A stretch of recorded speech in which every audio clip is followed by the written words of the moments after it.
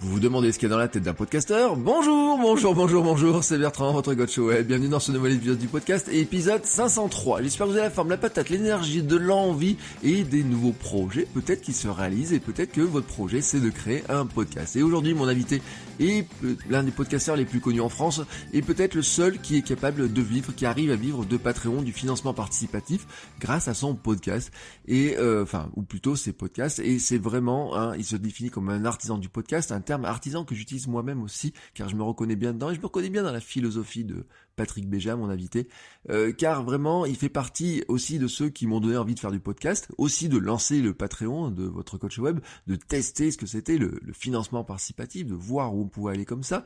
Alors, bien entendu, Patrick Béja n'est pas arrivé à ce résultat en quelques jours, ni en quelques mois, ni même en quelques années. Il nous a expliqué, je lui ai demandé quel était son parcours.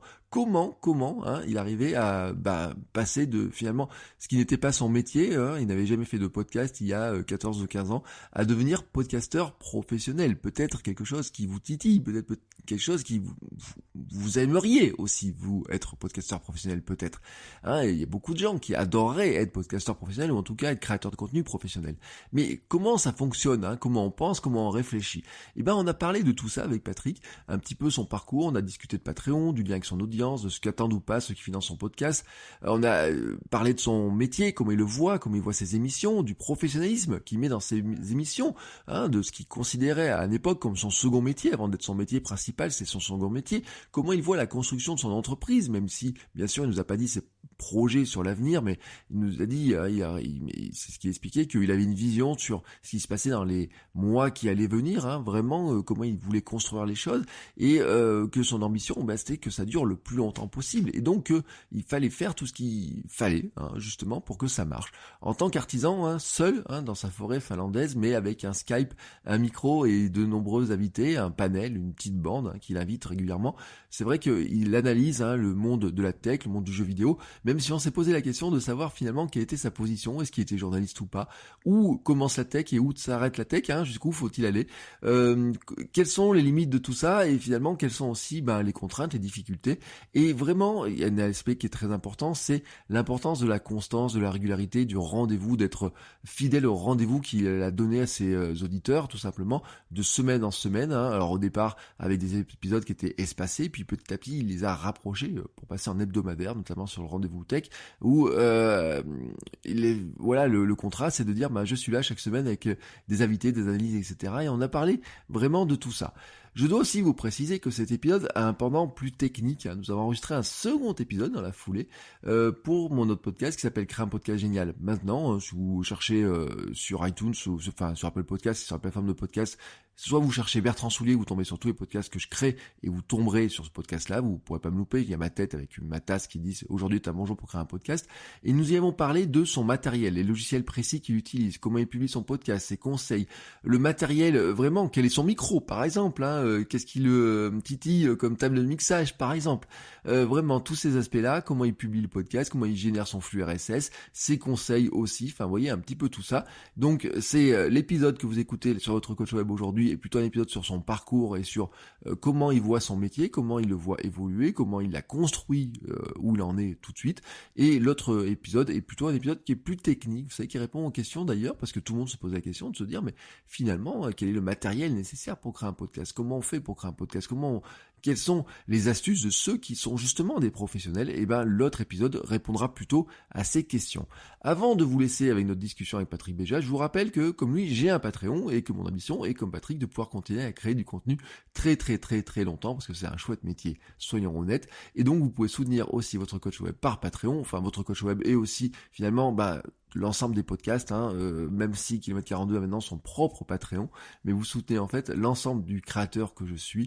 Vous faites votrecoachweb.com/Patreon et vous serez redirigé tout de suite sur la page Patreon sur lequel je vous explique en fait les bénéfices du Patreon, et notamment d'avoir un épisode privé. Si vous trouvez qu'il n'y a pas assez d'épisodes de votre coach web, il y a un épisode privé tous les lundis de votre coach web pour ceux qui financent le podcast à travers Patreon, mais aussi je l'ai étendu à ceux qui achètent par exemple des formations formations, qui vont prendre du coaching, des choses comme ça. Je l'ai étendu.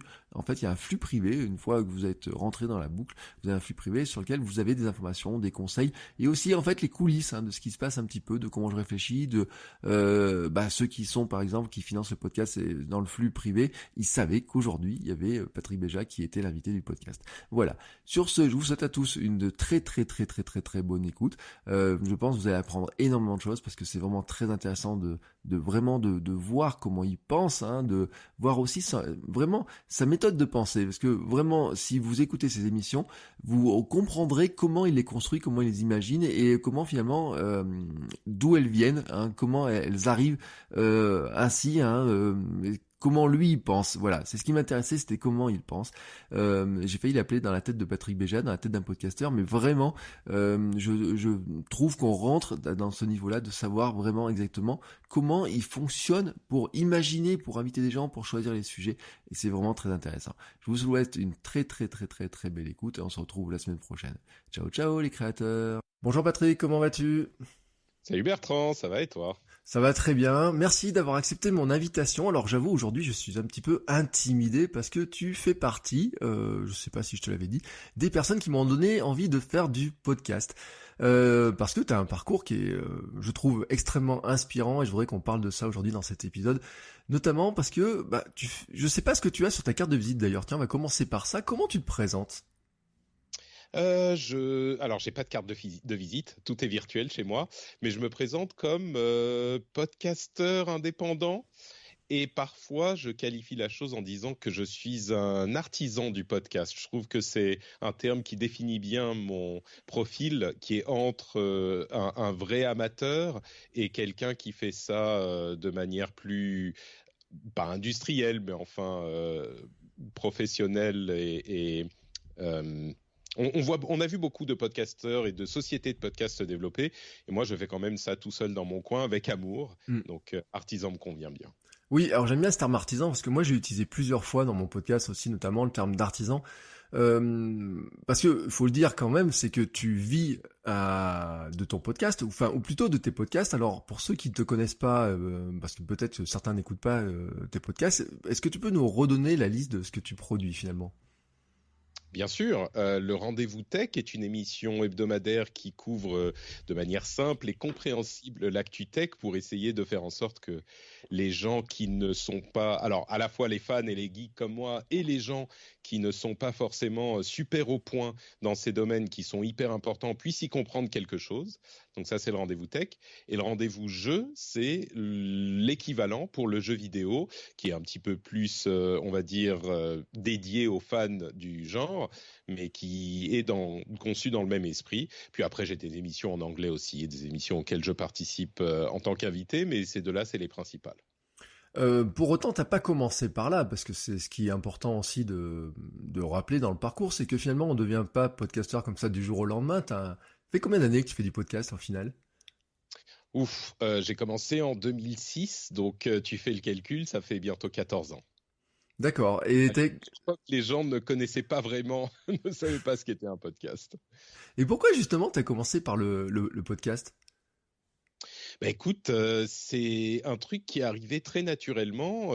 C'est comme beaucoup de gens avec mon iPod. J'avais un iPod mini à l'époque et j'écoutais beaucoup de musique, bien sûr. Et je jouais en même temps beaucoup à un jeu qui s'appelait et qui s'appelle toujours World of Warcraft. Et c'est un jeu qui était passionnant. J'y passais beaucoup de temps.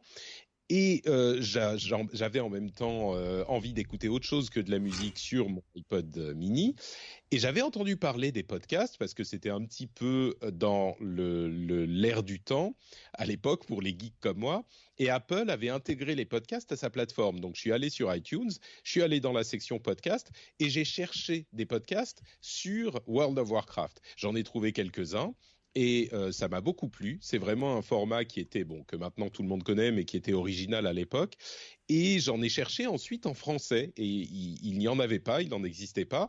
Et j'avais tellement envie que je me suis dit, je vais le faire moi-même. Donc je me suis lancé dans les recherches et techniques et ce qu'il était nécessaire de faire. Moi, j'avais jamais fait ni radio ni quoi que ce soit de ce type. Et puis avec un ami, on s'est lancé en parlant de ce jeu-là dans un podcast français, francophone, qui s'appelle Azeroth.fr, qui s'appelait Azeroth.fr. Et je suis vraiment tombé complètement amoureux du format pour tout un tas de raisons. Et donc à partir de là, je me suis lancé dans plein d'émissions différentes. Parce que finalement, ton parcours à l'époque, tu avais un métier, t'étais étudiant, enfin, tu faisais quoi en fait? Oh, moi, je suis vieux, donc j'avais un métier. À l'époque, je travaillais dans le cinéma et la pub et la télévision. J'étais intermittent du spectacle. Je faisais de la production et de la réalisation, enfin de l'assistanat réalisation. Donc, j'avais des périodes très très intenses où je travaillais beaucoup, et puis des périodes un petit peu plus détendues. Donc, ça me permettait de gérer comme ça mon emploi du temps. Et puis, à l'époque, l'émission, j'en faisais une pendant quelques temps. J'en faisais une et elle était mensuelle. Donc, j'ai commencé doucement, on va dire. Oui, alors que maintenant, tu es passé alors en rythme hebdo pour le rendez-vous tech. Ce qui doit pas être simple, j'imagine, parce que on en reparlera, mais il y a un travail de veille, de recherche d'informations, de préparation qui semble monstrueux quand on écoute toutes les informations que tu remontes dans chaque épisode. Bah oui, c'est l'essentiel du service que je fournis aux auditeurs, en fait, parce que il y a énormément de choses que les gens pourraient faire avec leur temps, et donc il faut que ce qu'ils choisissent de me consacrer leur temps plutôt qu'à quelqu'un d'autre. Donc il faut effectivement leur apporter non seulement un moment qui est distrayant. Je pense qu'il faut qu'ils passent un moment. On n'est pas un podcast comique, hein, mais il faut que les gens passent un bon moment en écoutant. Et puis surtout, il faut qu'il y ait une valeur dans l'information ou l'analyse qui est apportée. Et donc oui, je passe énormément de temps à m'informer, bien sûr, et ça c'est une veille qui est quotidienne. Et puis il y a une autre partie qui est la, la compréhension des informations. Et pour ça, il faut lire encore plus, il faut écouter des podcasts, il faut regarder des vidéos. C'était un petit peu plus simple à l'époque où on parlait que de nouveaux smartphones et d'iPad et d'ordinateurs. Aujourd'hui, on parle carrément de sujets qui ont attrait à la société, quoi, à Mm. l'économie, à la politique, à la communication des marques. Ça change tout, la tech. Donc, ça prend évidemment beaucoup de temps. Oui. Oui, parce que, bon, là, on enregistre aujourd'hui, on est le lundi 17 février, on est dans la polémique Benjamin Griveaux, avec ses vidéos qui circulent, etc. Je sais pas si c'est un sujet que tu vas aborder ou pas, mais me dis, c'est impossible de passer à côté d'un sujet parce qu'il y a de la tech, de la politique, on rentre en plus dans des références même mondiales, géopolitiques, etc. Donc finalement, on en vient à toucher énormément de secteurs par la tech. C'est un petit peu le problème que me pose la tech et l'émission aujourd'hui, c'est où mettre la limite. Parce que la tech est tellement, comment on dit, j'ai des anglicismes qui me viennent, mais embedded, donc intégré à tous les aspects de notre vie, comme on le disait, que ce soit politique, économique, communication, pub, réseaux sociaux, relations, c'est partout. Il y a vraiment une question qui se pose, quand est-ce qu'on quitte un petit peu le domaine tech et qu'on arrive dans d'autres domaines, mais évidemment, c'est des sujets qu'on évoque par l'angle tech et qui nous amènent à parler de plein de choses, mais on essaye toujours de garder. En fait, ce que j'essaye de faire avec l'émission, c'est de d'expliquer les choses pour que les auditeurs aient une meilleure compréhension de ce qui se passe autour d'eux, Mhm. parfois avant que ça ne se produise. Donc quand ça arrive, ils disent ah ouais, ok, ça je savais que ça pouvait arriver et ça pouvait se passer de cette manière. Et parfois quand ça se produit, pour aller plus, parce que le grand problème en fait de la tech et des aspects tech, c'est que dans les médias traditionnels, ils sont très mal couverts. Mm. On en parle généralement dans des sujets qui font 90 secondes maximum parce qu'on est à la télé ou à la radio et qu'on n'a pas le temps. Et donc, on simplifie énormément et parfois on fait des raccourcis qui nuisent à la compréhension des sujets. Donc nous, on a une émission d'1 heure, un petit peu plus par semaine. C'est pas trop de temps pour que ça soit ingérable. Beaucoup de gens écoutent dans les transports, bon, comme les auditeurs de ton podcast, je suis sûr. Et en même temps, ça te donne c'est assez pour avoir une vision un petit peu plus complexe des sujets dont on parle. Donc, pour répondre à la question sur Benjamin Griveaux, je pense qu'on va l'évoquer. Moi, j'ai eu des réactions assez, comment dire, contraires avec cette affaire. qui se sont opposés en fait mes réactions. Et je vais peut-être spoiler un petit peu l'émission qu'on enregistre demain, donc je sais pas quand tu publieras cette conversation, mais Ce sera publié ça. après, parce qu'on publiera ça jeudi ou vendredi, donc ils l'auront D'accord. écouté déjà, ils l'auront écouté, ils sont. Voilà, donc je sais pas ce que je vais y dire exactement, mais ma première réaction, ça a été ah bah voilà, il faut qu'un homme soit touché par un problème de revenge porn, de porno divulgation, pour qu'on s'en émeuve. Mm. Euh, et ça m'a frustré énormément parce que c'est un problème dont sont victimes énormément de femmes depuis longtemps. Et évidemment, on en parle ici et là, mais ça provoque pas l'ouragan médiatique que l'affaire Griveaux a provoqué. Ensuite, je me dis, bon, il y a quand même une dimension politique qui est importante dans l'affaire Griveaux, donc je comprends que ça ait un petit peu plus de portée. Et comment dire, la méthode et l'affaire elle-même est frustrante et énervante et dégoûtante. Il semble que, bon, même si on n'a pas forcément de ce que je comprends les détails sur ce qui se passe dans ces vidéos, bah, c'est le principe de la chose qui est une sorte d'assassinat politique. Et donc là, je me dis, oui, la chose est frustrante et je comprends qu'on en parle aussi. Et je suis, on va dire, entre guillemets, du côté de Griveaux, qui est la victime dans l'affaire. Et en même temps, et c'est là que je pousse parfois mes réflexions au-delà peut-être de la réaction épidermique qu'on peut tous avoir, et j'espère que ça aide les gens à mieux appréhender les choses. En même temps, ça m'a immédiatement fait penser au scandale avorté avec Donald Trump sur l'histoire de la prostituée russe et du fait qu'il était censé avoir soit uriné sur une prostituée, soit, enfin, l'histoire de la Golden Shower. Et quand cette histoire était sur le devant de la scène, j'ai pas l'impression qu'on ait eu des réactions outrées sur la vie privée de Donald Trump qu'on aurait dû protéger. Et moi-même, je suis complètement dans cette optique. Je me suis dit, c'est pourtant bien du revenge porn dont on parle. Mm. Mais parce que j'aime pas Donald Trump, et parce que le personnage me paraît dangereux, tout à coup, j'étais complètement à l'aise avec l'idée que ces vidéos soient diffusées. Et donc, il y a cette ambiguïté, cette ambivalence dans mes réflexions que je ne sais pas comment dire, faire entrer en adéquation avec. Enfin, ça reste, et je ne sais pas quelle est la bonne réponse. Mais c'est un truc que j'aime bien faire dans mes émissions, c'est prendre le contre-pied. Je me dis souvent que je suis l'avocat du diable, prendre le contre-pied de la réflexion telle elle est rapportée par la plupart des gens pour essayer d'aller voir s'il n'y a pas une autre manière de le comprendre. Et là, c'est un truc dont je me suis rendu compte moi-même. Ma réaction par rapport à Griveaux, c'était « Ok, les femmes en sont victimes depuis longtemps. Là, pourquoi est-ce qu'on en fait tout un plat ?» Bon, mais quand même, clairement, lui, c'est une victime aussi, le pauvre. Mais attends une seconde, j'aurais jamais dit le pauvre pour Donald Trump. Donc, comment réconcilier tout ça, je sais pas. Mais je pose les problèmes de cette manière dans l'émission. Je pense que c'est ce que j'aurais dit demain. C'est ce que j'aurais dit demain quand vous entendrez cette émission. Mais c'est quand même intéressant parce que tu as bien résumé finalement la philosophie et tout l'aspect du podcast qui est finalement une discussion parce que on l'a pas dit, c'est que t'es pas tout seul, donc t'as deux, trois intervenants au maximum. Je sais pas combien vous le faites au maximum. Oui, entre 1 et 3, on va dire. On est ouais, c'est ça. Donc généralement en plus des habitués, hein, il y a un petit, alors je sais pas si on peut appeler ça une petite bande, mais c'est Si, des ouais. petits copains. En fait, j'essaye d'avoir des gens différents. Il y a des gens qui reviennent régulièrement, mais c'est vraiment un panel. C'est-à-dire que contrairement à beaucoup d'émissions, et c'est d'ailleurs une des choses qui demande énormément de travail, on a des gens qui tournent et il y a des nouveaux souvent, c'est des panels qui tournent tout le temps. Et ça, c'est quelque chose qui est une grosse, qui apporte une grosse valeur à l'émission parce qu'on n'a pas juste les mêmes avis en boucle.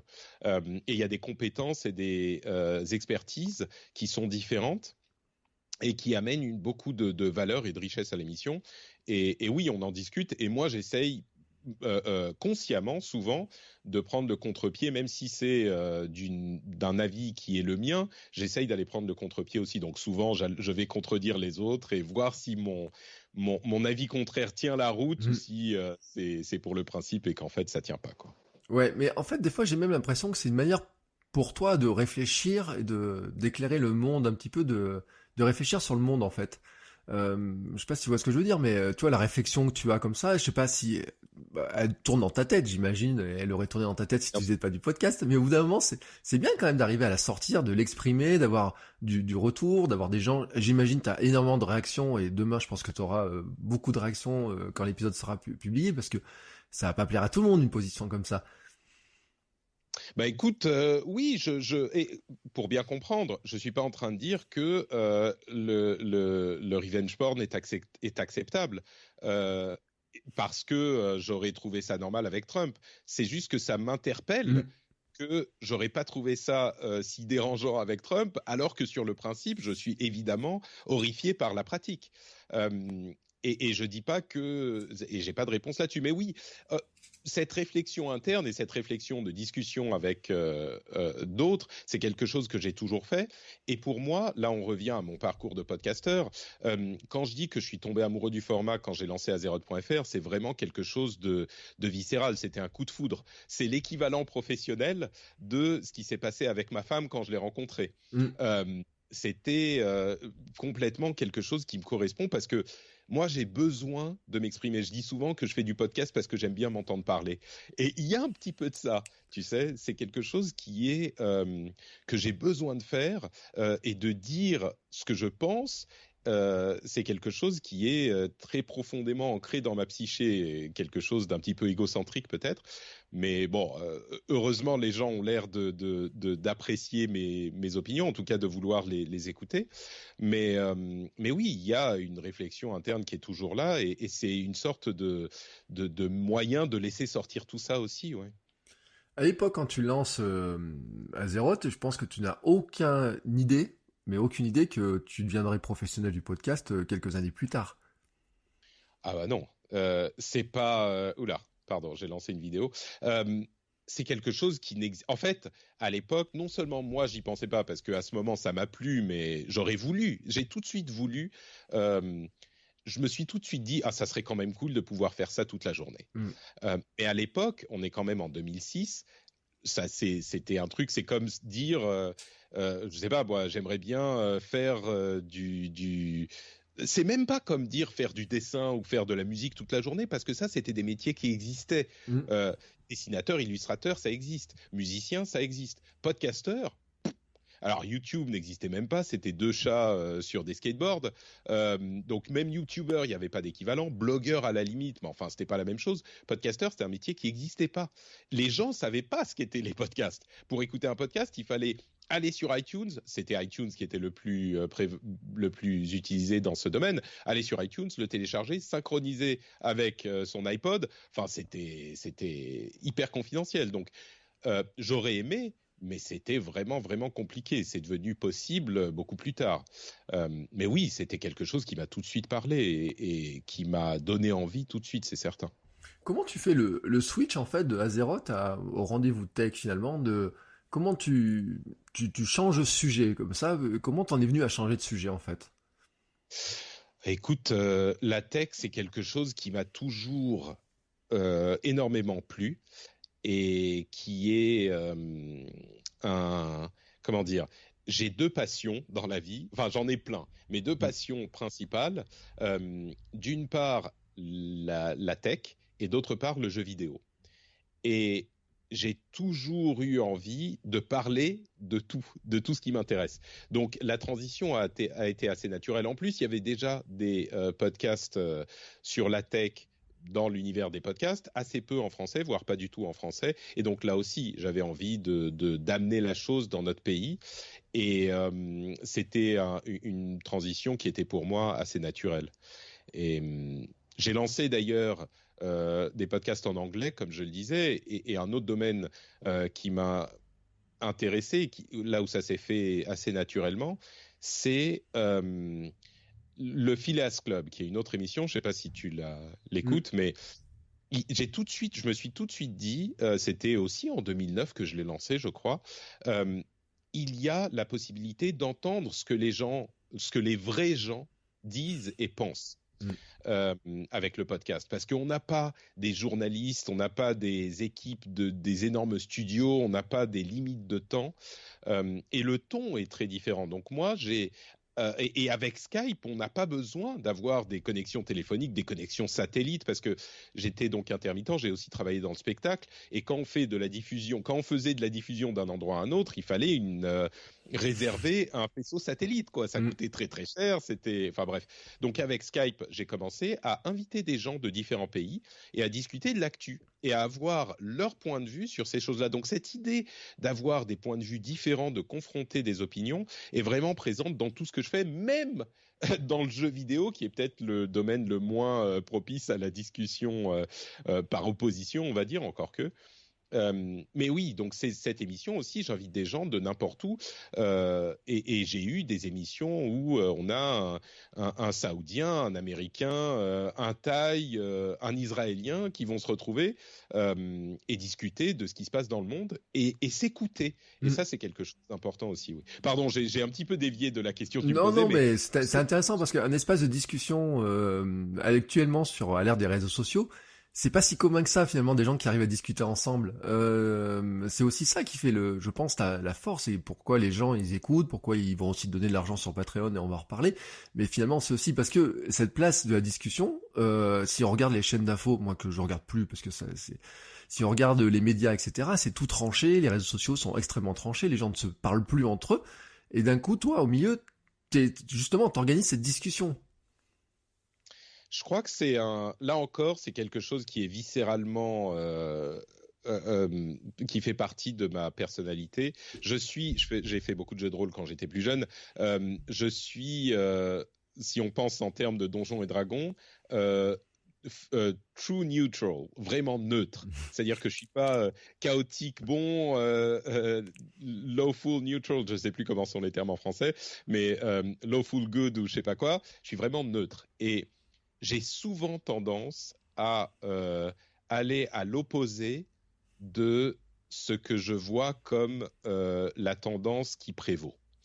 Et évidemment, comme tu l'as fait remarquer, et c'est un truc que j'ai senti il y a bien longtemps, les opinions tranchées et l'absence d'écoute de l'autre est quelque chose qui s'est beaucoup développé ces dernières années, et donc ma réaction a été d'aller à l'inverse. Je pense que il est même pas impossible que si la tendance générale si la tendance générale était le consensus, je ferais des émissions où je mets des avis hyper tranchés, juste par esprit de contradiction. Je ne sais pas si ça se produirait, mais en tout cas, il est certain que cette tendance est très présente chez moi. Et je me souviens d'un autre exemple.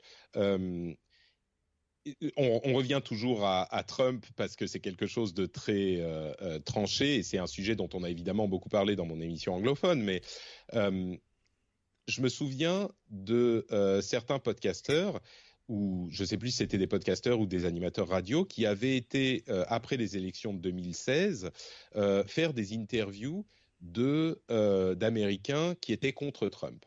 Et ils présentaient ça, c'était des Français, hein, et ils présentaient ça très fièrement sur Twitter, en disant, le titre c'était un truc du genre cette Amérique qui déteste Trump, ou cette Amérique qui est contre Trump, ou je sais pas quoi. Et j'ai vu ça, et ça m'a vraiment frustré. Parce que cette Amérique qui est contre Trump, elle est évidente, pour nous surtout. Évidemment, on les comprend tous, on n'a pas besoin d'aller les écouter pour comprendre ce qu'ils veulent et ce qu'ils disent, et pourquoi ils sont contre Trump. Moi, ce qui m'intéresse, c'est de comprendre les gens qui ont voté pour Trump. Pourquoi est-ce qu'ils sont allés voter pour lui ? Est-ce que c'est tous des néo-nazis ? Franchement, je ne crois pas. Mais alors justement, pourquoi ? Et aujourd'hui, on le comprend un petit peu plus avec les mouvements qu'on a vu éclore partout, ces mouvements anti-establishment qui sont presque là, presque pour faire un doigt d'honneur à ce qui existe déjà et ce qui a été présent depuis longtemps. Mais pour cette histoire, je suis allé demander sur Twitter à la personne et j'ai dit « Ah bon, ok, intéressant, mais est-ce que vous avez prévu d'aller poser des questions aux gens qui sont pour Trump ?» Il me dit « Ah non, c'est pas prévu pour le moment. » Mais moi, ça m'a vraiment, vraiment frustré. Et encore une fois, Trump, c'est vraiment pas ma tasse de thé. C'est pas quelque chose que c'est pas quelqu'un avec qui je m'aligne du tout. Mais le fait d'aller, ce qui est intéressant, c'est d'aller justement explorer ce qu'on comprend pas. Et je dis ça au sens le plus profond de la chose. Ce qu'on ne comprend pas. Moi, je comprends pas comment, ou peut-être je comprenais pas comment quelqu'un pouvait aller voter pour Donald Trump. Et donc, je suis allé leur poser la question. Et trop souvent, c'est parfois le cas dans les podcasts, mais trop souvent, en particulier sur les réseaux sociaux et sur les chaînes de télé, on va juste, c'est les fameuses bulles, mais c'est au-delà des bulles, ça renforce nos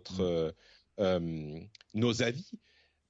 On n'écoute que les gens avec lesquels on est déjà d'accord.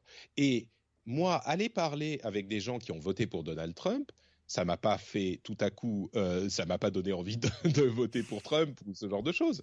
Mais par contre, j'ai compris leurs préoccupations, j'ai compris leur état d'esprit un petit peu plus. Et vous serez très surpris peut-être de comprendre que c'est des gens qui sont des gens normaux, des gens qui aiment des choses comme vous et moi, qui ont juste des avis un petit peu différents sur certaines choses. Bref, là encore, je suis désolé, hein, comme tu le comprends, j'aime beaucoup m'entendre parler, donc je fais des très longues réponses. Mais ça aussi, ça fait partie du naturel avec lequel toutes ces émissions me sont venues, parce que c'est des choses qui me paraissent importantes. Et mon approche de tous ces problèmes, y compris dans les problèmes de la tech, parce que dans la tech, il y a des problèmes essentiels qui se posent. C'est des problèmes sur la manière dont on va, par exemple, dont on va gérer la, entre guillemets, censure qu'appliquent les réseaux sociaux. Les bulles qui vont renforcer nos opinions sont contrôlées par ces géants de la tech. Est-ce qu'il faut leur dire quoi faire? Est-ce qu'il faut leur laisser les clés? Est-ce qu'il faut, au contraire, légiférer? Toutes ces solutions, c'est pas des solutions simples, c'est des solutions qui ont des aspects positifs et des aspects négatifs. Si quelqu'un va vous dire, moi j'ai la réponse, il faut faire une loi pour faire ça, je peux vous garantir que cette personne a mal compris le problème. Si l'autre personne va dire, il faut que YouTube retire toutes ces vidéos qui sont problématiques pour telle et telle raison, il n'y a pas de raison qu'il les laisse sur Internet, et ben pareil, cette personne aura mal compris le problème. Et quand on comprend mal les problèmes, on conçoit des solutions qui ne les résolvent pas. Et c'est pour ça qu'il est important de comprendre et de comprendre tous les aspects de ces problèmes. Donc ça se retrouve aussi dans la tech. Est-ce que, alors des fois, tu vois, c'est légère préoccupation, on se dit, mais est-ce que les hommes politiques, quand on voit les lois qui, et puis après l'affaire Benjamin Griveaux, ça va être extraordinaire. On va assister à un florilège de nouvelles lois, de propositions, etc. T'as pas envie d'en inviter un de temps en temps pour échanger sur ce sujet-là, pour essayer de comprendre aussi finalement comment ils se positionnent, comment ils réfléchissent à ça eux de leur côté, parce que t'as une démarche finalement qui est très journalistique. Dans cette approche-là, on pourrait dire que t'as des journalistes, t'as des blogueurs, t'as des gens qui sont sur les médias, qui sont très habitués à ça, mais finalement, d'avoir des gens qui sont peut-être moins habitués pour en discuter, ça peut pas être quelque chose qui te chatouille? Alors d'abord, je ne sais pas si je suis un journaliste. J'ai pas de formation journalistique. Je pense que le travail des journalistes est éminemment important.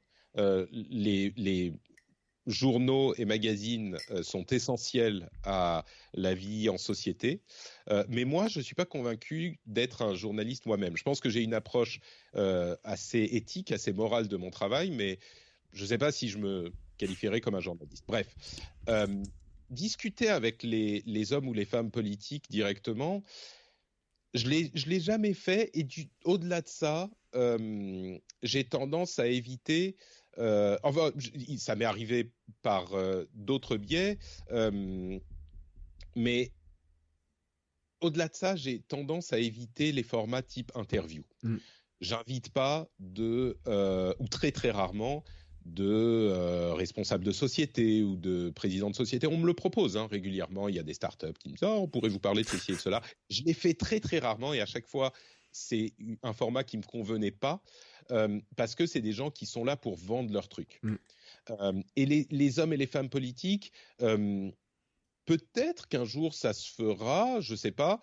Ça serait intéressant pour comprendre le processus peut-être, mais je crois que au-delà de ça, moi je crois que je comprends les problèmes qui se posent à ces gens-là et que le problème ne vient pas du fait que les hommes... En gros, je court-circuite un petit peu ta question. Beaucoup de gens dans notre audience se disent sans doute que les hommes et les femmes politiques ne comprennent pas la vraie nature des vrais problèmes. Je crois que c'est pas ça la réalité de la situation. Ils ont des gens qui travaillent. Alors eux, peut-être que directement, il est impossible de comprendre tous les problèmes de toute la société. Moi, je parle de tech et moi-même, dans la tech, il y a des problèmes qui sont tellement spécifiques dans les questions de la sécurité informatique, de la cryptographie, de l'intelligence artificielle. Moi, je suis généraliste, je comprends un petit peu de tout, mais je ne comprends pas très spécifiquement les fonctionnements de ces domaines très, très pointus. Et c'est pareil dans toute la société. On ne peut pas demander à une personnalité politique de comprendre tout ce qui se passe dans le domaine de la tech, de l'économie, de l'agriculture, de la médecine, enfin bon. Et donc, ils ont des personnes qui vont leur pré-mâcher le travail parce que c'est des gens qui vont mieux comprendre. Et je pense que ces problèmes sont compris dans leur ensemble parce qu'ils ont des personnes qui travaillent bien pour eux. Le vrai point noir dans tous ces sujets, c'est que même quand on comprend les problèmes, c'est les solutions qui sont compliquées. Parce que si une solution tire d'un côté, elle va accentuer le problème de l'autre côté. Et quand des solutions sont proposées, elles vont peut-être résoudre certains aspects d'un problème, mais mécaniquement en provoquer d'autres ailleurs. Et il est très facile pour le public et pour les citoyens que nous sommes de regarder ça et de dire « Ah ben voilà, les politiques, ils comprennent encore rien et ils foutent la merde partout ».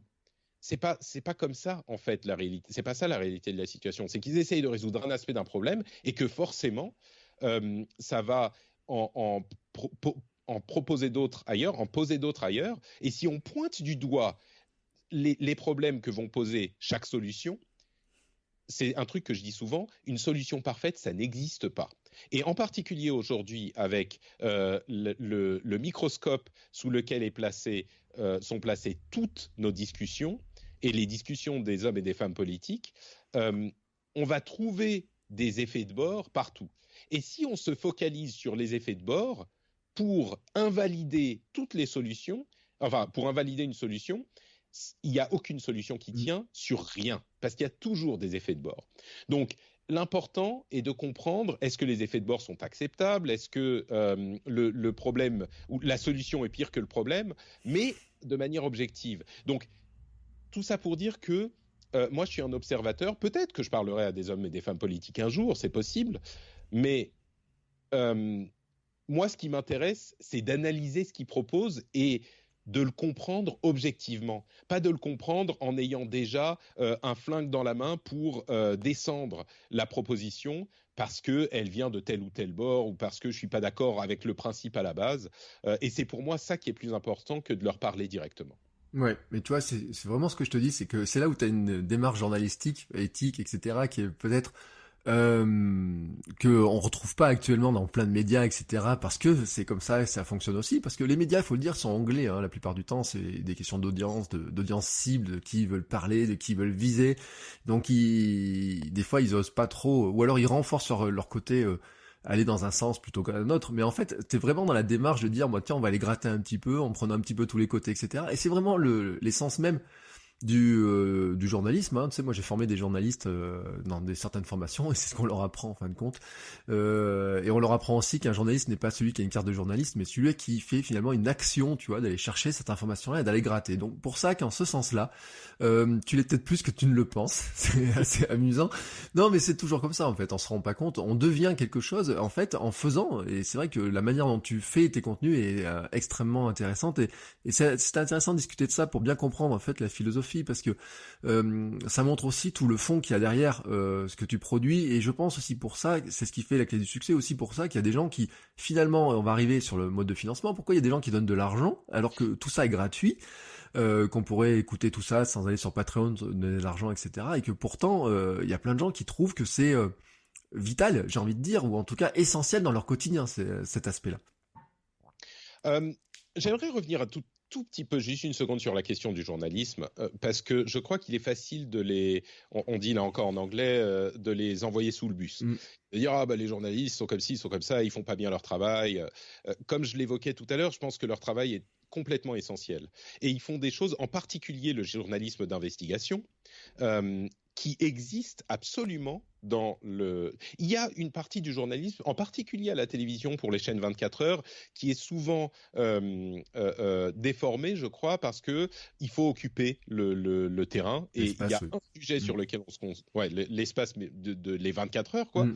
Et il y a un sujet sur lequel on se concentre, et il est du coup, on crée une panique là où, et on a 2 minutes pour traiter un sujet spécifique, mais bref, c'est un format qui, à mon sens, exacerbe les défauts de certaines parties de la profession, même si les journalistes qui sont engagés sont souvent des gens qui ont une pratique qui est tout à fait louable. Et donc cet aspect est effectivement peut-être un peu dommageable, mais il y a beaucoup d'aspects aussi des mêmes entités journalistiques, des mêmes sociétés, qui est important aussi, en particulier peut-être un petit peu plus dans le domaine de la presse, avec des enquêtes au long cours qui sont essentielles. C'est de là que vient l'information, en fait. Moi, je commente le travail d'autres journalistes. C'est pas moi qui vais aller rechercher, lever les lièvres, ou même aller dans une, si on parle de sujets plus légers, aller dans une conférence pour voir ce qui s'y dit et ce qui s'y fait et ce qui est présenté. Donc, encore une fois, je crois qu'il est facile et on peut avoir tendance, et peut-être que certains auditeurs voient les choses de cette manière, de dire les journalistes aujourd'hui, les journalistes traditionnels mainstream, c'est inutile, c'est de telle ou telle tendance, machin. Moi, je pense pas. Je pense que pour encore plus qu'à n'importe quel moment de notre histoire, justement, ce journalisme est important. Et voyez le nombre de lièvres qui ont été levés par ces entités. Alors parfois des gens un petit peu plus indépendants, parfois des grosses entités établies, en France et dans le monde anglophone, et vous verrez que les vrais problèmes, ils sont pas levés par des youtubeurs dans leur chambre en pyjama, ou des podcasteurs comme moi qui font ça depuis la campagne finlandaise. Donc, bref, voilà, je voulais préciser ça. Ensuite, la question du financement est effectivement hyper intéressante. Depuis 2014, je suis financé par Patreon, donc par des auditeurs qui soutiennent directement l'émission. Pourquoi est-ce que les gens donnent ? Je crois qu'il y a une partie, mine de rien, de mon approche, comme tu le disais, qui plaît. Qui est à la fois cet aspect, on passe un bon moment en m'écoutant, et puis on a des informations intéressantes, et puis on a des analyses intéressantes, donc il y a une valeur ajoutée. Et puis, mine de rien, le podcast est un format très personnel, et je crois qu'il y a beaucoup d'auditeurs qui me connaissent finalement, qui ont une relation très particulière avec moi, et je dis pas ça uniquement parce que c'est du podcast, mais on interagit sur Twitter, de plus en plus sur Instagram aujourd'hui aussi. Les gens qui me soutiennent, certains ont accès à un Slack où on parle beaucoup. Moi, c'est devenu une partie essentielle de mon interaction sur Internet, ce Slack. Mais même, ne serait-ce que par le podcast en lui-même, il y a une relation très proche qui se forge avec les auditeurs. Et moi, je suis dans la vie comme je suis dans l'émission, presque, à peu de choses près. Donc, c'est très différent c'est très différent, là encore, des journalistes traditionnels. C'est des gens qu'on ne connaît pas, qui sont loin, qui sont distants, avec même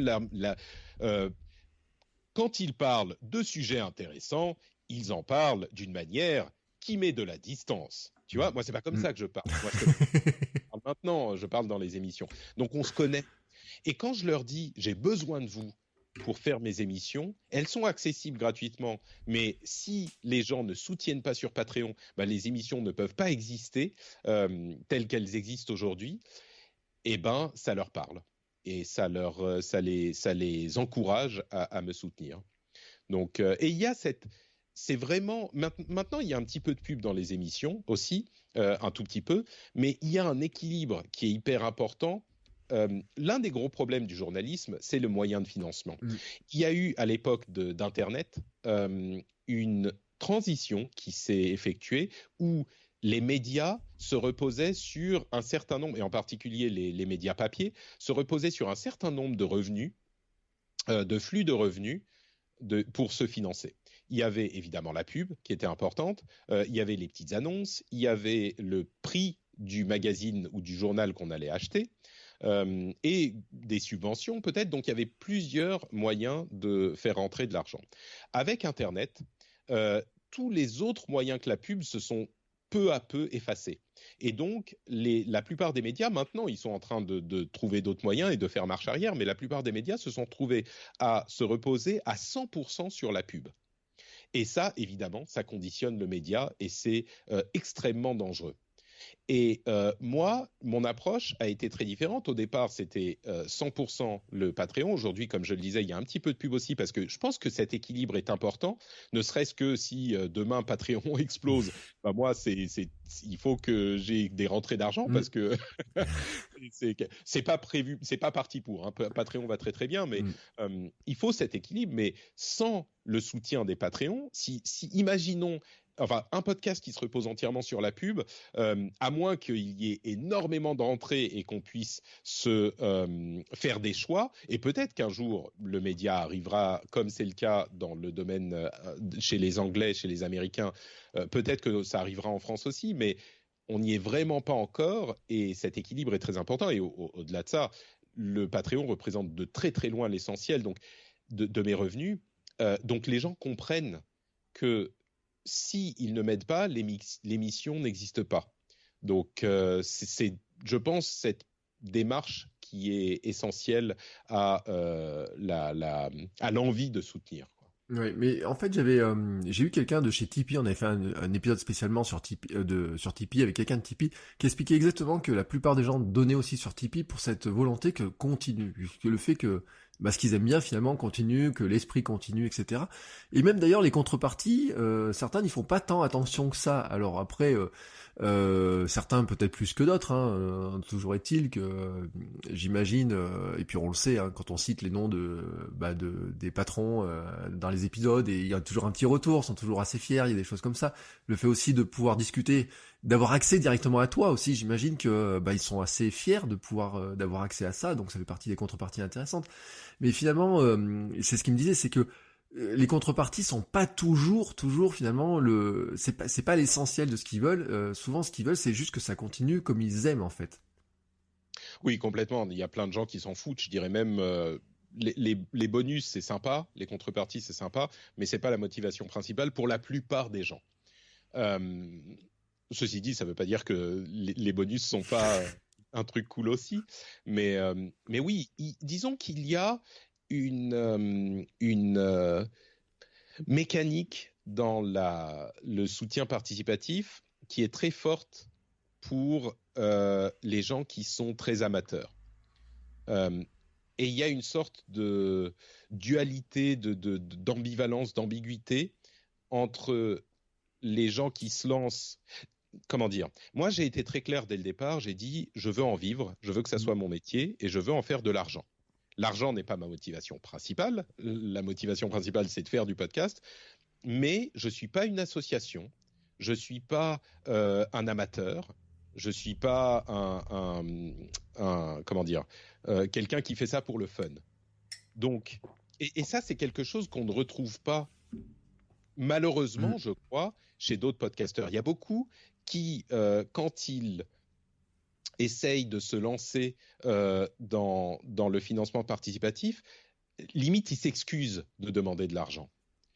Et ça, je crois que c'est pas. Enfin, ça dépend. Si vraiment les gens veulent faire ça à côté de leur boulot, bon bah très bien. Vous pouvez. Enfin, il y a plein de podcasts amateurs qui sont super cool et que j'adore et que parfois je soutiens. C'est très très bien. Mais à un moment, moi, j'ai pris un gros risque. J'ai quitté mon boulot et je me suis lancé pour en faire mon vrai travail. Et il y a, je pense, moi, je suis convaincu qu'il y a d'autres personnes qui pourraient faire ça, mais en France, mais qui le font pas parce que c'est pas leur choix. Mais donc tout ça pour dire que la motivation de donner pour que ça continue est évidemment super importante, mais je crois qu'elle est un petit peu différente chez les gens qui font ça en tant qu'amateur et chez les gens qui sont lancés en tant que professionnels. Parce qu'aujourd'hui, moi, j'ai une société, j'ai des impôts à payer, pas des impôts personnels, mais des impôts de société à payer, des charges. Là, je suis en train d'essayer j'ai engagé une personne qui va m'aider en freelance. D'ailleurs, le revenu de la pub aide énormément pour cet aspect du travail. Et donc, le rapport, je crois, avec les auditeurs change un petit peu. Et le rapport avec les gens qui soutiennent change un petit peu. Bien sûr, ils m'aident parce qu'ils veulent que l'émission continue, mais c'est peut-être un petit peu moins on t'aide à te lancer. Mm. Et je crois que ça, c'est une approche qui est différente dans notre relation. Et je crois qu'il y a toujours énormément d'envie chez les gens qui écoutent et chez les gens qui soutiennent. Et moi, ce que je leur dis, c'est que c'est pas on m'aide à lancer le truc et c'est pour pas que ça s'arrête. C'est on soutient un type un type de média, un type d'approche dont on a parlé beaucoup jusqu'à maintenant. Et pour que ce type de contenu, ce type d'approche existe, il faut que les gens soutiennent. Pas tous, il y a beaucoup d'auditeurs et une petite partie soutient, mais si personne soutient, ça fonctionne pas. Si tout le monde se dit c'est bon, il y a la pub, il y a d'autres qui donnent, ça s'effondre. Donc il faut que les gens soutiennent pour que le média existe, pas juste, et pour que cette méthode existe, pas juste pour que les gens se lancent. Ce qui est un petit peu quand les gens se disent je veux aider, c'est un petit peu dans cet esprit. Mais là on est au-delà. Et c'est ce que je dis souvent d'ailleurs. Regardez le nombre de podcasts qui existent depuis plus de 2-3 ans. Les podcasts, souvent, qui existent depuis, qui n'ont pas de financement sérieux, ils finissent par s'arrêter. Ou alors, ils ratent un épisode de temps en temps, ils font un épisode par mois et encore. Tu vois, moi, je fais un épisode par semaine, on bosse, quoi. C'est du sérieux. Donc. Oui, puis la régularité paye, parce que ça fait, on le dit, ça fait 14 ans que tu fais du podcast, ça fait des années que ces émissions existent. Ceux qui voudraient se lancer maintenant, qui disent, oh là là, il arrive à se financer, à faire que du podcast toute la journée, ça doit être super top. Alors en plus, je pense qu'il faut quand même démystifier le côté, c'est que il y a un côté où tu ne fais pas que du podcast, t'as dit t'as une société, donc j'imagine t'as de la gestion, t'as de l'administratif, puis il y a toute une partie, tu disais un petit peu, pour organiser tout ça, pour arriver à planifier, il y a quand même beaucoup de choses, et puis t'es papa aussi, donc le temps de faire du podcast, c'est finalement le temps d'antenne, j'ai envie de dire, sur la semaine, il est relativement faible par rapport à la masse de travail qu'il y a tout autour. C'est sûr, oui. Et puis le temps d'antenne en lui-même, tu sais, c'est vraiment crevant. Je pourrais pas faire du podcast toute la journée. C'est pas Twitch où je stream toute la journée. C'est un truc auquel les gens ne pensent pas forcément. Mais quand je suis en train d'animer une émission, je suis pas juste en train de parler. Quand je vais dans l'émission de quelqu'un d'autre, c'est beaucoup plus facile. Mais quand je suis en train d'animer une émission, je réfléchis à ce que tout le monde ait du temps de parole. J'essaye d'expliquer très bien les sujets pour les gens qui connaissent ces domaines et les gens qui ne connaissent pas bien. Il faut que les gens puissent comprendre. J'essaye de fournir une analyse intéressante. J'essaye de faire en sorte que ça soit quand même pas marrant, comme je le disais, c'est pas une émission comique, mais que ça soit un bon moment, parce que sinon les gens vont arrêter d'écouter et donc ils n'ont plus les bénéfices de la compréhension de la tech. J'essaye de faire en sorte qu'on reste dans les temps. Enfin, moi je finis une heure d'émission, je suis sur les rotules. Donc effectivement, c'est pas juste enregistrer tout le temps, mais oui, il y a de l'administratif. Hein, les jours où je dois faire les comptes, merde, j'ai oublié de faire les comptes la semaine dernière. Oh là là. J'ai complètement oublié. Bref, oui, il y a les comptes à faire, il y a les charges à gérer, enfin bref, c'est énormément de boulot. Il y a le petit qui court partout aussi, mais ça, bon, tout le monde, il y a plein de gens qui ont des enfants. Il y a la veille qui prend beaucoup de temps, le scheduling, trouver les invités, s'assurer que tout le monde est disponible. Ah non, telle personne peut pas à midi. Ah, on peut le faire à 9h plus tôt. Ah oui, mais alors est-ce que l'autre invité, il peut aussi? Enfin, ça prend énormément de temps. Donc oui, c'est un truc que je pourrais pas faire de cette manière si j'étais pas à temps plein. Et j'irais même jusqu'à dire que moi, je suis professionnel depuis 2014. Ça fait quand même un bon moment. Avant ça, j'avais commencé en 2006. Donc j'ai encore aujourd'hui, ça fait 5 ou 6 ans que je suis professionnel.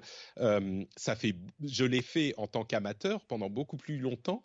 Mais même en tant qu'amateur, moi, j'avais l'habitude de dire que j'avais deux boulots. J'avais mon vrai boulot et un boulot à mi-temps que je faisais en plus. Et ça me prenait un mi-temps en plus, quoi. C'était un truc qui prenait énormément de temps et de travail, et que je faisais parce que j'adorais ça et que je fais toujours parce que j'adore ça. Mais même avant que je me lance en tant que professionnel, c'était déjà un boulot en quelque sorte, à peu de choses près, parce que je faisais beaucoup d'émissions. Oui, mais moi, tu sais, je disais, j'ai longtemps dit que j'avais mon boulot du jour et mon boulot de nuit. Mes contenus, et c'était mon boulot de nuit pendant 20 ans, en fait, tout simplement. Et donc, c'est quelque chose. Mais en fait, les gens s'en rendent pas compte, en fait, de ça, parce qu'il y a très peu d'étoiles filantes qui arrivent très très vite à percer sur YouTube. Alors, bien sûr, on trouvera toujours les Janelle et compagnie. On se dit, ah, comment il fait pour avoir 3 millions en 3 jours, mais il y en a combien sur des millions et des millions et les quelques milliers qui ont percé. C'est une stat que je donne souvent. PewDiePie a mis peut-être 100 vidéos pour avoir 1000 abonnés. Donc, ce qui paraît totalement incroyable quand on dit ça, quand on voit le nombre d'abonnés. Mais oui, en fait, au bout d'un moment, il a fallu quand même qu'il produise avec une régularité, une constance et un planning avec une habitude, etc. Puis apprendre beaucoup, hein. Il y a énormément de choses à apprendre pour arriver à faire ça. Je me rappelle d'ailleurs d'une vidéo où c'était Corben qui a dû faire un reportage sur toi, on te voyait en train de méditer, on voyait un petit peu tes routines, etc. Je sais pas si t'as des trucs comme ça tu sais, des astuces pour organiser ta journée, pour structurer ta journée, pour arriver à finalement aussi peut-être à un moment donné dire peut-être que je m'arrête, que je fasse une pause, parce que quand on est toujours là-dedans, c'est compliqué aussi. C'est très compliqué de s'arrêter. C'est le problème de bosser de la maison et de bosser en tant qu'indépendant. Et surtout, c'est le problème de bosser dans un domaine qui est aussi mes passions. Parce que quand je bosse pas, je fais quoi? Bah, je m'informe sur la tech, ce qui se passe en tech, ou je vais regarder ce qui a été annoncé dans le jeu vidéo, ou je vais jouer à un jeu vidéo, mais du coup, je pense à ce que je pourrais en dire dans une émission. Donc, oui, il y a un petit peu de ça, évidemment. Mais le truc que je dirais aux gens qui aimeraient se lancer ou qui aimeraient gérer, c'est voyez petit d'abord. Il est toujours possible de grandir. Il est beaucoup plus compliqué de réduire la voilure. Parce que réduire la voilure, ça pousse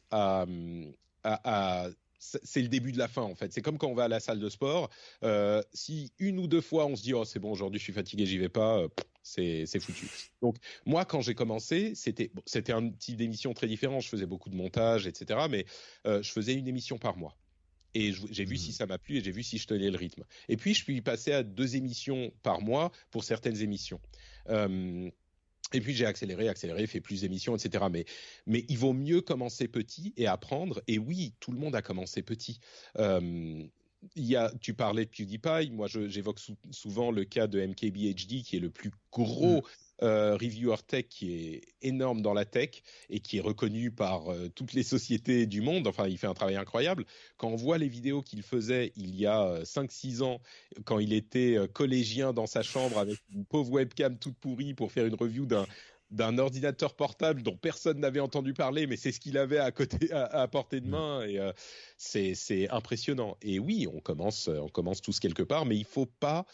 Je dirais qu'il y a deux choses à prendre en compte. La première, c'est faire peu et accélérer, et d'autre part, done is better than wished. C'est une chose que je disais sur une application de réseau social qui existait il y a un moment, qui s'appelait Boldify, je crois, ou Boldomatic. Done is better than wished. Un truc fait, c'est mieux qu'un truc qu'on aimerait faire. Donc, le perfectionnisme, c'est bien, mais à un moment, il faut sortir les produits aussi. Donc, trouver le bon équilibre là. Je sais qu'il y a beaucoup de gens qui ont un background de radio et qui ont des exigences hyper importantes sur la qualité du son, sur le fait d'avoir tout le monde dans la même pièce, c'est très bien si on peut, mais à un moment, si vous mettez des contraintes énormes et dire il va falloir qu'on se retrouve à chaque fois pour faire l'émission et il y a ces 3 personnes qui doivent être là, parfois ça va peut-être pas se faire. Et donc c'est pour moi, en tout cas, la manière dont je vois le truc, c'est que il faut que la régularité est hyper importante, et donc je fais en sorte de pouvoir être régulier. Ça, c'est un aspect important. Ouais. Oui, et puis surtout, c'est un aspect, comme tu dis, hein, t'es dans la forêt finlandaise pour enregistrer maintenant, t'as été avant à Paris, t'as été au Japon, enfin, et à un moment donné, finalement, tu te déplaces et t'as pu continuer à être régulier comme ça, finalement, de continuer à travailler sur tous ces sujets-là. Enfin, comment tu gères d'ailleurs? Alors, ça peut être une question qu'on se pose les gens pendant les vacances. Il y a des moments où tu confies l'émission à d'autres, hein, parce que pour que ça s'arrête pas. Mais parce que bien sûr, au bout d'un moment, t'es obligé de faire une pause quand même. C'est pas, il y a un moment où on doit s'arrêter. Ouais, au début, je le faisais pas ça. Au début, je m'arrêtais quasiment jamais. C'est vrai que maintenant que c'est mon boulot et que ça me prend tout le temps de ma vie, j'ai dû décider ce genre de choses. Et c'est l'année dernière, la première fois où je me suis dit, avant, je prenais 2 semaines. Deux Mm. semaines en été, une semaine en hiver. Le problème, c'est que pour enregistrer une émission, il faut préparer la semaine d'avance. Donc, Mm. s'arrêter 2 semaines, ça voulait dire plus ou moins s'arrêter une semaine, mais on sait bien que ça commence pas vraiment la première semaine, on est encore stressé. Et la semaine d'après, je devais déjà commencer à faire la veille pour l'enregistrement. Donc, c'était pas des vraies vacances. Et pendant très longtemps, j'ai fait comme ça. Euh, Là, je me suis dit, l'année dernière, c'est plus possible. Je suis hyper stressé, je cours partout tout le temps. Donc, je vais prendre 4 semaines. Et 4 semaines, ça veut dire, bah, il faut des émissions spéciales, des émissions confiées à des co-animateurs qui ont l'habitude et que les auditeurs connaissent. Pendant l'été, qui est un petit peu plus calme. Donc, oui, c'était un compromis que j'ai fait parce que ça devenait nécessaire. Mais d'une manière générale, c'est vrai que je m'arrête jamais. Parce que c'est l'un des avantages du format podcast audio, c'est qu'on peut vraiment le faire très facilement et de n'importe où. Skype, ça marche de partout, surtout que maintenant que l'Internet est très développé dans le monde entier. Et j'ai besoin d'un micro et de Skype pour faire mon émission. J'ai développé des processus de production qui me permettent très facilement de sortir les émissions et d'enregistrer les émissions et de monter les émissions de n'importe où. Donc ça, c'est un truc qui est possible avec mon format, qui est peut-être plus difficile avec d'autres. Mais c'est aussi parce que je voulais que la régularité soit inflexible. C'est un truc que les gens qui me connaissent et qui m'écoutent parler de toutes ces choses-là savent bien. Et c'est presque devenu une blague maintenant. C'est le fameux épisode que j'ai enregistré depuis un aéroport en Russie. Et je sais que quand j'en parle maintenant, c'est les Oui, auditeurs, on en sourit les parce que anciens et les ouais. patriotes, ils sourient, ils se disent ah c'est bon, il nous parle encore de cet épisode en Russie, mais il est emblématique parce que c'était une émission. Je bossais en Russie pour un lancement de jeu et j'avais juste pas eu le temps d'enregistrer ou rien et donc je l'ai fait de l'aéroport avec un micro. Je sais même plus quel micro j'utilisais. Je crois que c'était les écouteurs. De l'iPhone. Et donc j'ai enregistré et ça m'a permis de le sortir peut-être une journée en retard. Mais voilà, c'était m'assurer que ça soit toujours disponible, quelles que soient les conditions, comme cet esprit pour la salle de sport. Euh, Si on s'arrête une fois, c'est le début de la fin. Donc pendant très longtemps, je me suis même pas arrêté une fois et c'est très rare aujourd'hui que je rate un épisode. Je crois que ça n'arrive jamais. Parfois, je préenregistre des épisodes spéciaux à l'avance, mais même ça, c'est super rare. Donc ouais, ça fait partie de la philosophie de production de se dire je vais pouvoir le faire de n'importe où, n'importe comment. Je suis parti au Japon pendant quelques mois en 2016 avec ma femme qui, elle, pouvait bosser de l'étranger et moi, je pouvais bosser de l'étranger. On s'est dit, bah, on déménageait de la France à la Finlande. On n'avait pas d'appartement à ce moment-là. Et on s'est dit, bah, du coup, autant payer un appart au Japon. Et oui, et on l'a fait. Et j'ai continué. Les auditeurs, j'en parlais dans les émissions, mais s'ils ne savaient pas, ils s'en seraient pas rendus compte.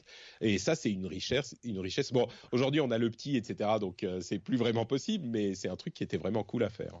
Oui, et puis c'est l'une des richesses du format podcast, qu'on se dise, parce que finalement les gens ne voient pas, ils savent pas si comment t'es habillé, où tu te trouves, ou si t'as un Ah, casque bien sur la sûr, tête. pour toutes mes émissions, évidemment. Hein. Ouais, non, mais bien sûr, t'as mis C'est un vrai. petit pull juste parce qu'il fait un peu frais, mais sinon tout le monde est en caleçon. C'est une blague que Corben fait souvent d'ailleurs ces histoires-là quand il raconte ça. Mais c'est vrai que le format podcast en lui-même, c'est aussi cette liberté-là finalement de se dire, il y a pas l'image, il y a plein de contraintes qui sont supprimées. Alors bien sûr, ça peut limiter aussi dans certains aspects. Parce que si on veut parler de produits tech, les décrire des fois c'est un peu compliqué. Ou décrire, des fois souvent t'essaies de décrire des choses qu'on voit dans des vidéos, t'essaies de décrire des choses, etc. On se dit, il va y arriver, il va pas y arriver, mais comment décrire ça, ce qui est pas simple. Pas facile, Ouais, c'est pas facile à décrire ça. Donc chaque format a un petit peu son côté avantage et aussi inconvénient, mais c'est vrai que ce qui est intéressant, c'est que le format podcast, on n'a pas besoin de grand chose. Moi, j'avais enregistré un épisode de podcast depuis un quai de train un jour après une formation. On entend les bruits du train derrière qui passe parce que je voulais pas rater mon rendez-vous et j'ai dit tant pis, je le fais sur le quai. Et j'ai dit j'ai 7 minutes avant que le train arrive, c'est le temps de mon épisode du jour et hop, et il était parti en même temps que moi dans le train.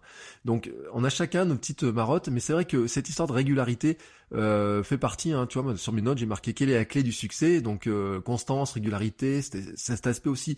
Finalement, t'as toujours été très pro dans cette approche-là par rapport au podcast, même quand t'étais pas pro finalement. Tu disais c'est ton deuxième métier, hein, c'était ça.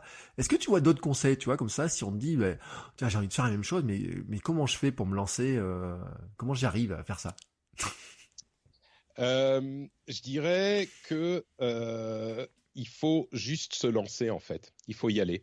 C'est comme je disais, done is better than wished. C'est hyper facile de faire du podcast. Si vous le faites parce que vous voulez avoir la gloire immédiatement et avoir des milliers d'auditeurs tout de suite, bon, effectivement, ça risque d'être compliqué. Il faut le faire parce qu'on a envie. Mais si c'est le cas, si vous avez envie, il faut juste arrêter de se poser des questions. Peut-être, allez, vous vous donnez une date limite, et puis, une fois que la date limite est atteinte, eh ben, vous vous lancez. Et je dis une date limite parce qu'il faut quand même comprendre comment ça fonctionne, se renseigner un petit peu sur quels outils utiliser. Et effectivement, vous n'allez pas vous lancer demain si vous y connaissez rien. Ok, mais il faut pas non plus trop se compliquer la vie et se dire ah ben je peux pas pour telle question, il faut que ça soit mieux fait, il faut que ceci et cela. Non. Au bout d'un moment, vous vous lancez et si vous allez être mauvais au début, c'est normal, tout le monde passe par là. Vous allez vous améliorer petit à petit et c'est juste sympa et peut-être que ça vous plaira. Si ça vous plaît pas, bah vous pouvez arrêter. Mais je pense que le meilleur conseil à se donner, c'est de se lancer, vraiment. Ouais, je me rappelle d'ailleurs, tu disais que dans les premiers épisodes, tu disais beaucoup de d'hésitation, il y a plein de choses qui te dérangeaient beaucoup dedans. Il y a quelqu'un qui vient de m'envoyer un message en me disant ah tu dis beaucoup de tu fais des hésitations. Je me suis dit merde, c'est vrai qu'il faut ça aussi, il faut y faire attention quand on fait une émission et ça c'est de la concentration donc ça fatigue aussi. Parfois c'est vrai que j'ai tendance si je suis fatigué à en faire un petit peu plus, mais j'espère oui moins qu'avant oui. Ouais, mais après on a tous nos tics. Un jour quelqu'un m'a dit ton podcast devrait s'appeler Simplement parce que tu le dis au moins 10 ou 15 fois par épisode. J'ai dit bah oui c'est une bonne idée. Le prochain podcast s'appellera tout simplement parce que finalement c'est vrai que c'est mon branding à moi comme ça qui se fait naturellement et qui se fait bah tout simplement comme ça. Je suis désolé de le dire aussi souvent. Je sais pas trop comment le dire autrement. À mon avis ou à mon humble avis, je pense. Ouais, il y a beaucoup d'expressions comme ça. Bon, alors on va parler, je précise, de ces questions techniques dans l'autre podcast, Crinc, un podcast génial maintenant, parce que j'ai demandé, on fait cet épisode en 2 fois. Donc ce que je te propose maintenant, parce que finalement on a fait un tour sur tout ça, sur toutes ces créations, etc. Comment tu vois un petit peu l'avenir? Parce que j'imagine, tu as dit t'as une société, mais comment est-ce que on arrive à se sortir de ce quotidien de dire je publie mes épisodes toutes les semaines, etc. avec ce rythme-là. Comment après tu arrives à voir à combien de temps, je te dis pas d'années hein, finalement, à combien de temps tu arrives à te projeter sur l'évolution que tu voudrais injecter à l'intérieur de tes créations? Combien de temps je vois, on va dire, ce que je sais, et là encore c'est une chose dont je parle souvent, c'est que je veux faire ça pendant très longtemps. Donc moi je pense pas au prochain épisode ou au prochain 6 mois, je pense à 5 ans, 10 ans. Et c'est pour ça quand j'ai inclus de la pub dans les émissions, c'est l'une des choses que je disais. Je pense que c'est une chose qui est importante à faire parce que à terme, je veux diversifier les sources de revenus parce qu'on ne sait pas ce qui se passe. On ne peut pas se reposer sur une seule source de revenus. Donc ça, c'était une chose. Donc, je vois vraiment, je veux, et toutes mes réflexions, c'est des changements assez lents pour durer longtemps. mais je n'ai pas de plan hyper précis au-delà des prochains, je dirais 6 mois, peut-être 1 an maximum. J'ai une idée vague de ce que je veux faire dans les prochains 6 mois, pas vague. J'ai une idée relativement précise de ce que je peux faire dans les prochains 6 mois, une idée un peu vague de ce que je veux faire dans la prochaine année. Mais j'ai pas un plan en 3 points sur le développement business professionnel le plan à 5 ans, tu vois. La seule chose que je sais, c'est que les décisions que je prends, c'est pas des coups de tête et que je veux moi, je veux continuer à faire ça enfin, je sais pas si j'aurai une retraite, donc je veux pouvoir continuer à le faire pendant très très longtemps. Oui, bon, l'avantage du podcast, c'est que tu peux le faire pendant très longtemps, du moment que tu arrives encore à parler.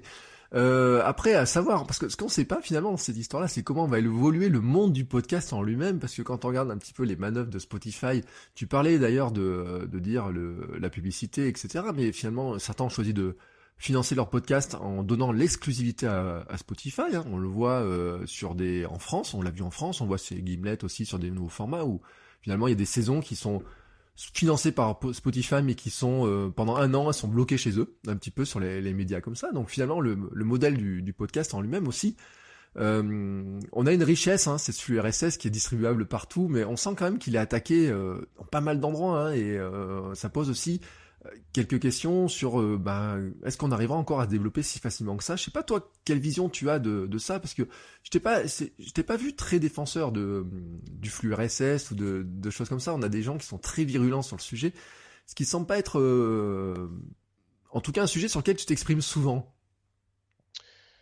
Ouais, la défense du flux RSS, c'est un problème très compliqué. Comment dire?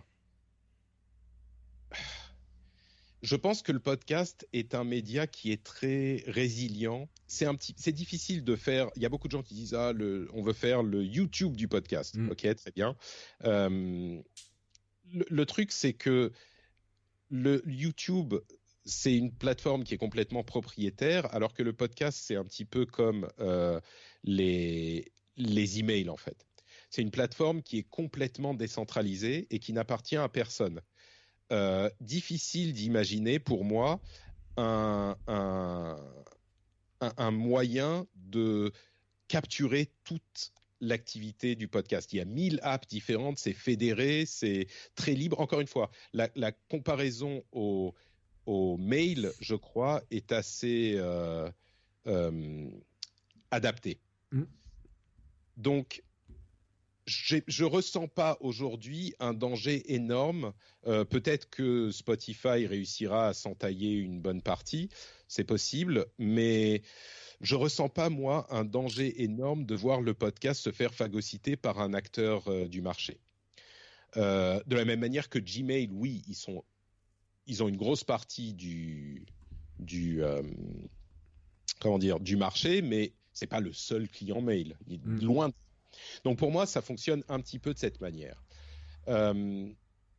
L'un des gros soucis qu'il y avait eu ces derniers mois, c'était que certaines applications allaient intégrer vos podcasts, comme toutes les applications du monde, et puis ensuite vous vendre un abonnement pour avoir accès à leur contenu exclusif. Donc l'argument était que ces sociétés se servaient du contenu gratuit pour ensuite vendre du contenu payant. Le truc, c'est que la manière dont je le vois, c'est que toutes les applications de podcast du monde font ça. C'est pas aussi évident que dans certaines que dans d'autres, mais même Apple, le fait d'être devenu le point central des podcasts, même s'ils le font pas payer directement, bah ça leur sert, ça développe leur écosystème et ils vont vous vendre ensuite des téléphones à 1 000 €. Donc il y a là une forme de profitage de la part d'Apple aussi. Donc, moi, ma solution, c'était de dire que ces applications devaient proposer un moyen simple de retirer le contenu des créateurs qui souhaitaient le retirer. D'autres disaient, et notamment c'est le cas de Yann, avec qui on est amis et on discute souvent, mais il était très virulent sur ce point, il disait il faut que ces applications demandent l'autorisation avant d'inclure le contenu. Mais ça fonctionne pas. Ça peut juste pas fonctionner de voir les choses comme ça, parce que toutes les applications de podcast du monde se basent sur le catalogue d'Apple pour rendre les podcasts disponibles dans leur application. Et c'est pas parce que c'est des applications développées par des indépendants et des développeurs autonomes que c'est pas des applications qui font de l'argent. Donc les considérer de manière... Bref, c'est un problème très compliqué. Je vais plutôt répondre à ta question sur Spotify. Si demain Spotify vient me voir et me dit on voudrait le rendez-vous tech, c'est super cool Patrick, on voudrait... Bon, je pense pas que ça soit le genre de contenu qu'ils recherchent, hein, mais s'ils me disent il faudrait que tu sois exclusif sur Spotify demain, ça serait super cool, je vais leur dire bah non. Enfin, vous mettez combien de zéros? Voilà. Tu vois, tout le monde a son prix. C'est la fameuse question du million, en fait. Exactement. Évidemment, s'ils me proposent, on va vous filer 1 000 euros pour l'exclusivité, non, ça va pas m'aller, évidemment. S'ils me disent, on vous donne 1 million sur 3 ans pour que le rendez-vous tech soit exclusif à Spotify, évidemment, ça va me faire réfléchir. Je vous rassure, je doute qu'ils estiment que le rendez-vous tech vaille 1 million sur 3 ans. Donc, mais oui, voilà, c'est en ces termes que se pose la question. Mais bon, franchement, moi, je pense que la force de mes émissions, et du podcast en général, c'est qu'ils sont disponibles partout, y compris sur Spotify et sur toutes les autres applications de podcast. Et je pense pas que les choses changent avant un long moment. Voilà, et ben comme ça, tout le monde est rassuré, donc on peut aller écouter toutes les émissions en sachant que bah déjà on sait, mais c'est intéressant de dire que oui, c'est envie de faire ce métier pendant très longtemps, t'as envie vraiment de continuer pendant très longtemps comme ça, parce que c'est aussi un plan de vie, comme ça, tout simplement, et que c'est intéressant quand on veut donner de l'argent, quand on veut financer, de savoir un petit peu où ça va. Alors, bien sûr, t'as fait des questionnaires, on pourrait parler, parce que t'as eu beaucoup de réponses, t'as fait ça en plus de photos pour nous inciter à aller voir, à répondre à toutes les questions, mais ceux qui sont sur Patreon le savent très bien.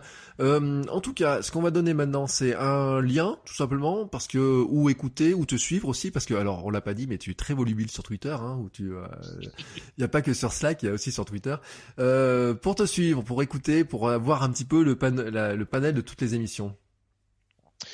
Écoute, oui, le plus simple, c'est peut-être de me retrouver sur Twitter ou sur Instagram. Je suis beaucoup sur Instagram maintenant aussi. Je développe la chose, on va dire.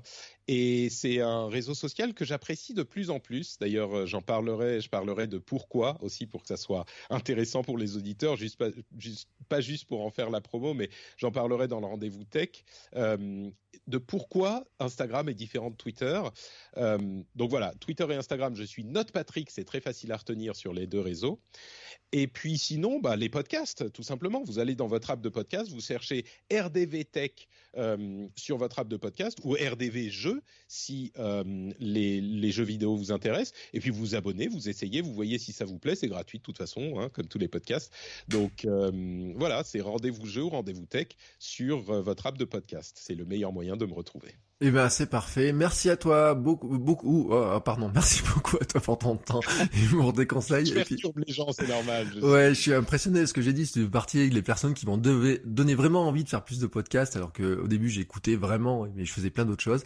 Donc merci à toi pour ton temps et pour tes conseils, pour vraiment. Et je pense que les gens auront vraiment compris la philosophie, compris comment tu crées tout ça et quelle est la passion que tu mets là-dedans. On le ressent par les émissions, mais vraiment c'était intéressant de t'avoir. Donc je te remercie beaucoup pour avoir participé à cet épisode. On se retrouve nous la semaine prochaine pour un nouvel épisode et je vous souhaite donc une très belle semaine. Ciao.